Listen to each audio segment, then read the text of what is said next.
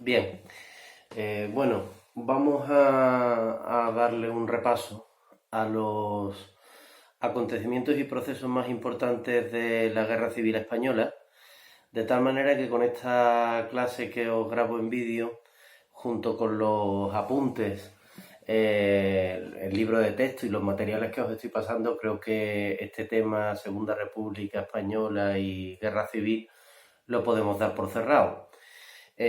Con esta clase sobre la guerra civil creo que podéis completar bien el material del que disponéis en el libro de texto y de esta manera podemos darlo por terminado. El asunto es inabarcable, evidentemente, y a lo largo de vuestra vida, si tenéis inquietudes humanísticas, pues el tema de la guerra civil, incluso de la Segunda República, pues será un tema objeto de vuestro estudio en distintas ocasiones. La guerra civil, junto con la Segunda Guerra Mundial, es de los acontecimientos históricos de los que más se ha escrito. Y desde luego, si bien la Segunda Guerra Mundial es el acontecimiento central en la historia del mundo en el siglo XX, la Guerra Civil Española es el acontecimiento central, el eje vertebrador de la historia de España contemporánea.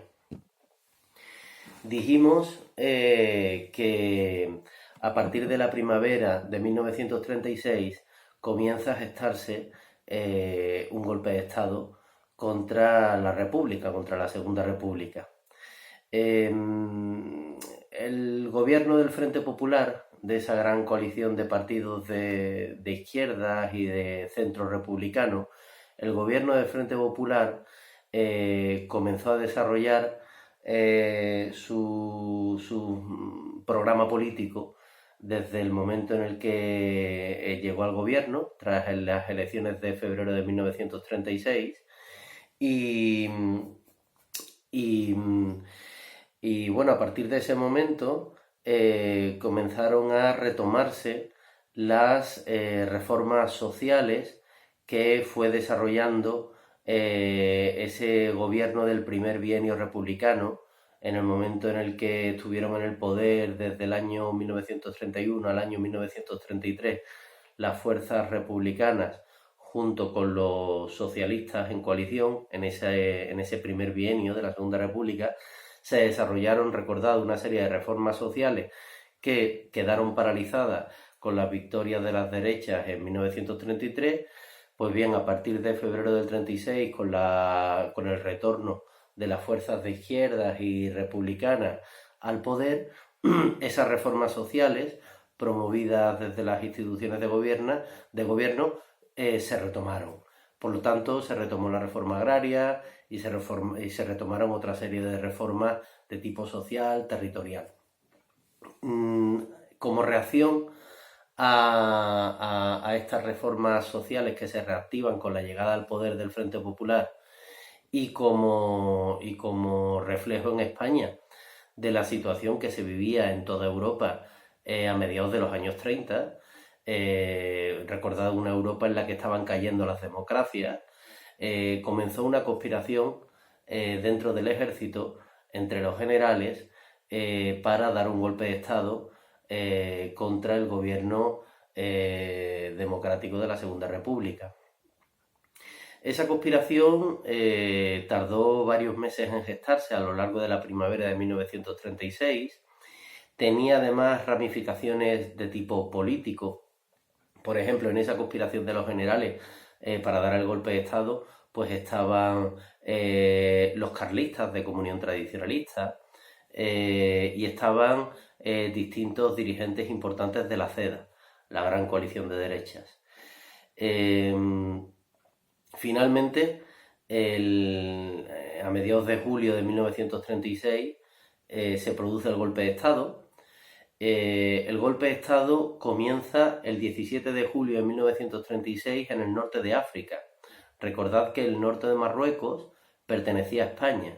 Entonces era en el norte de Marruecos donde estaba el grueso más importante del ejército español, la élite del ejército español. Donde estaba era en las colonias, y las colonias del Imperio Español estaban en Marruecos, ¿no? en el norte de África.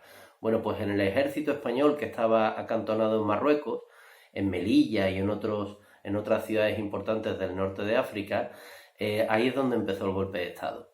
Precisamente el general Francisco Franco fue el encargado de viajar desde las Islas Canarias hasta el norte de Marruecos para sublevar al ejército acantonado en el norte de Marruecos contra el gobierno legítimo de la República. Esto ocurrió el 17 de julio de 1936. Ese golpe de Estado en Marruecos, en el Marruecos español, triunfa y los militares rebeldes, los militares golpistas, toman el control de la situación en el norte de Marruecos. El 18 de julio, sábado, el 18 de julio de 1936, al día siguiente del golpe de Estado en Marruecos, se produce el golpe en distintas ciudades, en distintas capitales de España. El 18 de julio de 1936 cae en manos de los militares golpistas Sevilla, la ciudad de Sevilla. Y esto fue clave en el desarrollo posterior de los acontecimientos. El general Queipo de Llano, que en un primer momento además había apoyado a la Segunda República, el general Queipo de Llano, que se vio desplazado por parte de los gobiernos republicanos en las direcciones de mando del ejército, pues el general Queipo de Llano viene a Sevilla y conspira para dar el golpe militar contra la República el 18 de julio. Entonces, bueno, en Sevilla, en la tarde del 18 de julio se produce una batalla en la Plaza Nueva, en el centro de Sevilla, entre las fuerzas leales a la República, que estaban acantonadas en el gobierno civil, que estaba encima del Hotel Inglaterra, en el edificio del Hotel Inglaterra, en la Plaza Nueva. El gobernador civil, Varela Rendueles, en un primer momento no da armas al pueblo, a las organizaciones democráticas que le piden armas para defender a la República. El gobernador Varela Rendueles, bueno, temía que dar armas a las fuerzas políticas y a la gente corriente, pues generara un caos. Y bueno, los militares golpistas en Sevilla toman el control del ayuntamiento, fusilan a Horacio Hermoso, el alcalde republicano, y hay una batalla en torno a la Plaza Nueva que dura pues una tarde entera entre los militares del gobierno civil de la Capitanía General de Sevilla frente a el gobernador civil de Sevilla, que era Varela Rendueles, que junto con la Guardia de Asalto y con una milicia organizada por el Partido Comunista aguantan durante prácticamente la tarde entera del 18 de julio desde el gobierno civil. Los militares sublevados contra la República toman el control del gobierno civil en la noche del 18 de julio de 1936 y los barrios obreros, que eran fundamentalmente la Macarena y Triana, tardarán varios días en caer en manos de los militares golpistas. Pero en una semana prácticamente la ciudad ha caído en manos de los militares sublevados. ¿Por qué es muy importante para los militares sublevados la toma de Sevilla? Pues porque precisamente las tropas que se habían rebelado contra la República en Marruecos cruzan el estrecho de Gibraltar, llegan a Cádiz, llegan a Sevilla, y es en Cádiz y es en Sevilla donde se organizan para comenzar la guerra y conquistar el resto de España. Por eso era muy importante, porque Sevilla era la sede la sede central de la Capitanía General de la zona sur de España. Era la segunda división orgánica, que era la Capitanía General de la región militar sur, ¿vale? Donde desde Sevilla pues se controlaba pues el ejército español en la zona sur de la península, ¿no? Por eso era tan importante tomar la ciudad para los militares sublevados. Por otra parte, el 19 de julio, domingo, el general Fanjul se subleva contra la República en Madrid. Se habían sublevado un día antes, el 18 de julio, y estaban acantonados en el cuartel de la Montaña, en lo alto del monte de Príncipe Pío, en una zona céntrica de Madrid. Sin embargo, el 19 de julio, el pueblo de Madrid asalta aquel cuartel y hacen, logran que la sublevación en Madrid no triunfe. Asaltan el cuartel, Fanjul pues será fusilado y acaban con los militares alzados contra la República. Entonces Madrid no cae el 18 de julio, Madrid resiste el golpe de Estado. Por otra parte, esto en Madrid ocurre entre el 19 y el 20 de julio, perdón. Esto en Madrid ocurre entre el domingo 19 y lunes 20 de julio. En Barcelona, el 19 de julio, hay una batalla campal entre militares sublevados dirigidos por el general Godet, que da el golpe de Estado en Barcelona contra la República, y las milicias anarquistas en Madrid, en Barcelona. Barcelona era una ciudad, recordad, donde había un movimiento anarquista importantísimo desde finales del siglo XIX. Bien, pues en Barcelona los anarquistas toman las armas y bueno, se organiza una batalla en toda regla en el centro de Barcelona. Los anarquistas asaltan el cuartel de las Atarazanas, donde se acantonaban una parte de los militares sublevados contra la República, las órdenes de Godet, en Barcelona. Y en Barcelona fue clave el hecho de que la Guardia Civil permaneciera leal al gobierno legítimo, leal a la República. El coronel Escobar, con sus guardias civiles, entraron en el centro de Barcelona para ayudar a las milicias anarquistas a acabar con el golpe de Estado militar. Y Barcelona, efectivamente, también aguanta el golpe de Estado y queda pues como parte de la zona republicana, de la zona de España leal a la República. Bueno, para el día 20 de julio, pues España estaba dividida prácticamente en dos mitades. Una mitad de España donde había triunfado el golpe de Estado, que era pues básicamente Andalucía Occidental, el norte de Marruecos, donde estaba el grueso del ejército. Una parte muy importante de Castilla la Vieja, lo que hoy día es Castilla y León. También triunfó el golpe en Galicia, también triunfó el golpe de Estado en las Canarias, en Cantabria. Triunfó el golpe de Estado también en las Islas Baleares, excepto en la isla de Menorca, donde había una base naval muy importante del ejército español, y ahí en esa base naval, aunque los oficiales del ejército español en la base naval de Menorca se sublevaron contra la República, pero los soldados, los marineros, acabaron con ese levantamiento, no obedecieron a los oficiales de la Marina y acabaron controlando pues todos los barcos a favor del gobierno legítimo, del gobierno republicano. Menorca permaneció durante toda la guerra como una isla leal al gobierno de la República, pero el resto de las Islas Baleares pues pasó desde el primer momento al bando de los militares golpistas. Concretamente fue muy importante en la isla de Mallorca el puerto de Mahón, que utilizaron como base los barcos de Franco y de los militares alzados contra la República, y los barcos de las potencias extranjeras que ayudaron a Franco y a los militares sublevados contra la República. La Armada alemana pues estuvo utilizando el puerto de Mahón en Mallorca durante todo el conflicto bélico, durante toda la guerra civil.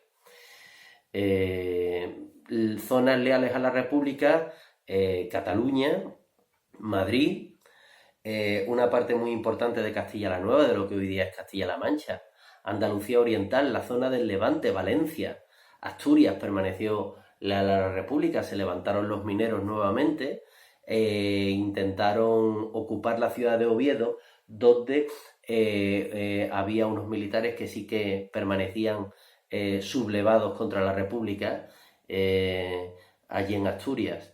El País Vasco también permaneció leal a la República. Navarra, sin embargo, no. En Navarra, el general Mola se levantó con los carlistas contra la República y allí triunfó el golpe. Como veis, pues España se divide en dos desde el primer momento, y el hecho de que el golpe de Estado fracase, porque efectivamente el 18 de julio ese golpe de Estado no permite a los generales, no permite a los oficiales del ejército que lo han organizado tomar el poder, el hecho de que el golpe de Estado fracase obligó a el desarrollo de una guerra civil, porque España se dividió en dos, entre leales a la República y partidarios del golpe de Estado militar.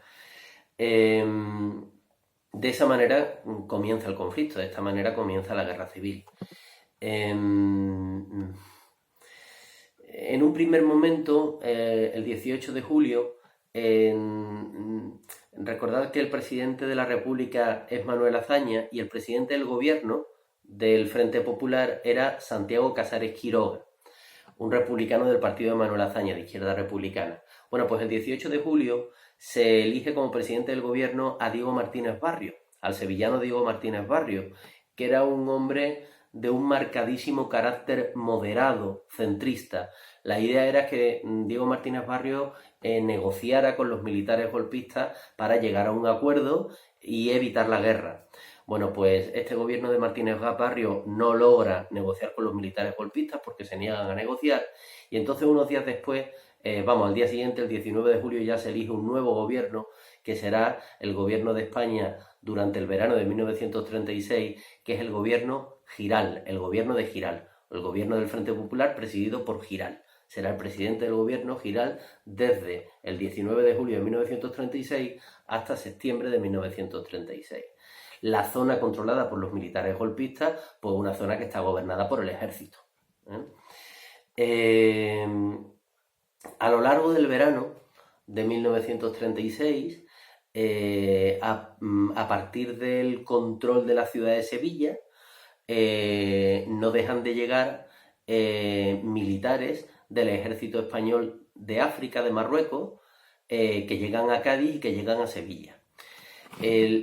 Para esto la ayuda de la Alemania de Hitler fue fundamental, porque claro, la mayor parte de los barcos de la Marina de Guerra Española permanecieron leales a la República. ¿Cómo trasladar al grueso del ejército que está en África, que se ha levantado contra el gobierno de la República, a la península para hacer la guerra? Bueno, pues para esto fue fundamental la ayuda de la Alemania de Hitler. Hitler rápidamente envió aquí a su aviación, envió a la aviación Cóndor, que eran, pues, la Legión Cóndor era, pues, un cuerpo de, un conjunto de aviones de la Luftwaffe, de la aviación de guerra alemana, que sobre todo lo que hicieron fue, pues, bombardear las distintas ciudades republicanas. Pero más importante incluso que la Legión Cóndor fue la llegada a España, enviados por Hitler, de multitud de aviones, los Junker 52, aviones alemanes que sirvieron para trasladar al ejército sublevado contra la República en África, trasladarlo a la península. Y a donde se trasladó a esos militares fue a Cádiz y a Sevilla.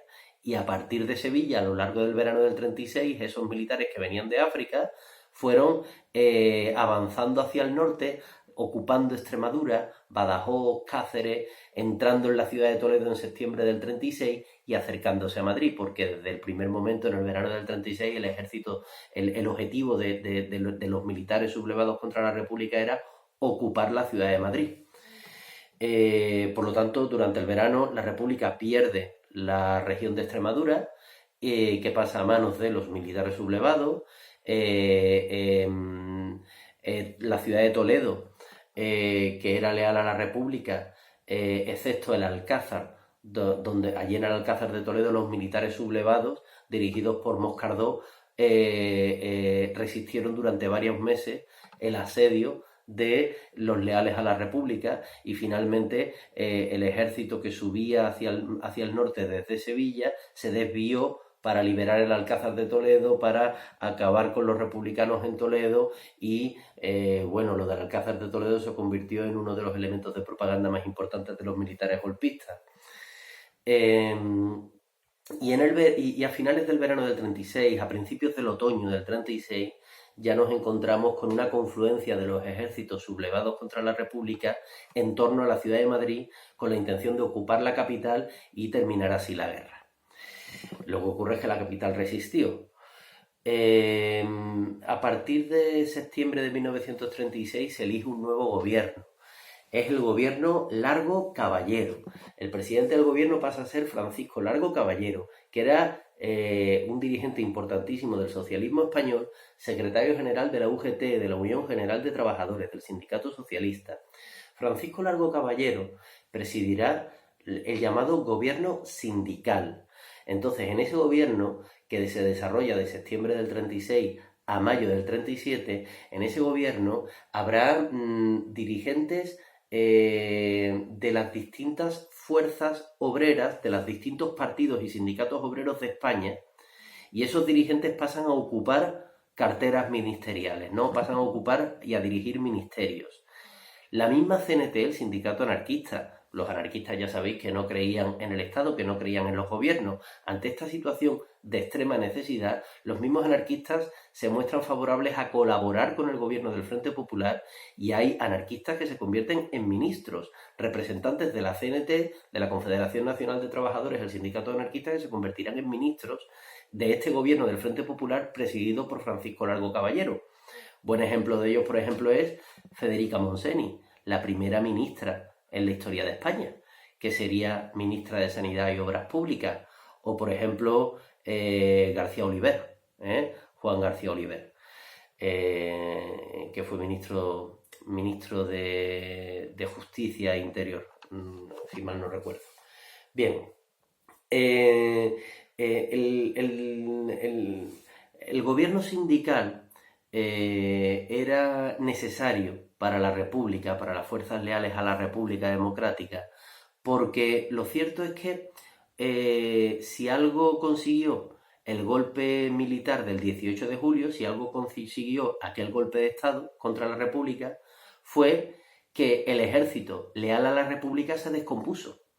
Es decir, la República resistió al golpe de Estado porque más de la mitad de España permaneció leal a la República, pero el ejército, dirigido por los generales, en su mayor parte el ejército pasó al bando sublevado, porque era el propio ejército el que había organizado el golpe de Estado. Eran los generales los que habían organizado el golpe de Estado. Entonces, pocos generales permanecieron leales a la República, algunos sí, como por ejemplo el general Riquelme, o como por ejemplo el general Vicente Rojo, que harán la guerra a favor de la República, pero la mayor parte de los generales, pues Cabanella, Fanjul, Godet, Sanjurjo, que vino de Portugal, aunque se le estrelló el avión y se murió por el camino, Franco, pues la mayor parte de los generales se sublevaron contra la República porque fueron los que organizaron el golpe de Estado. Entonces, ¿qué pasó con el ejército en la zona republicana? Pues es que el ejército se descompuso, porque un ejército sin generales, sin oficiales, es un ejército descompuesto. Entonces esto fue el principal problema de la República. El hecho de que el ejército se descompusiera obligó a la República en el verano del 36 a improvisar un ejército. Esto fue el llamado Ejército Popular. El Ejército Popular, que se improvisa durante el verano y el otoño de 1936, es un ejército formado por militares leales a la República y por milicianos, voluntarios que toman las armas para defender la República Democrática. Por lo tanto, el Ejército Popular estaba lleno de las llamadas brigadas mixtas. Las brigadas